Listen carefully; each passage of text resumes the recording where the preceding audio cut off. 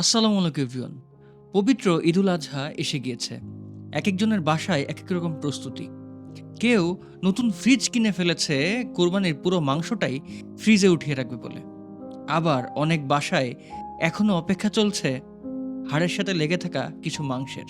হয়তো তুমি ভাবছো ঈদ তো আনন্দের দিন, নিশ্চয়ই সবাই খুব সুখে আছে, শান্তিতে আছে। কিন্তু ভাই, এই শহরের বিভিন্ন গলিতে এখনো এরকম মায়েরা আছেন যারা তাদের সন্তানদেরকে বলছেন, বাবা একটু সবুর করো। কিন্তু তারাও জানেন তারা এবছর কোরবানি দিতে পারছেন না। তাদের বাসায় এখনো ঈদের রান্না হয়নি।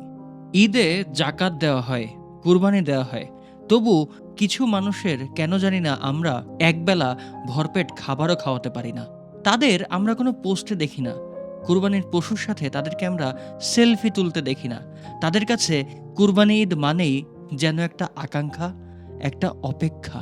তুমি যদি একটু সামর্থ্যবান হও, তাহলে কিছুটা মাংস, একটা পুরনো জুতা, একটা কম দামি নতুন জামা দিয়ে হলেও এই ধরনের মানুষগুলোর ঈদের হাসি কিনে নিতে পারো। ভেবো না এতে তোমার সম্পদে কিছুটা ঘাটতি পড়বে। মহান আল্লাহ তাআলা কখনো দানশীল ব্যক্তির সম্পদ কমান না, বরং এতে সম্পদের পবিত্রতা বৃদ্ধি হয়। ঈদ তোমার একার জন্য না হোক, ঈদ হোক সকলের কাছে আনন্দের একটি দিন। ঈদ হোক এমন একটি উপলক্ষ যেদিন সবাই খুশি মনে বলতে পারে ঈদ মুবারক। ধন্যবাদ। This is Sheikh Naim Hasan Mun signing out today.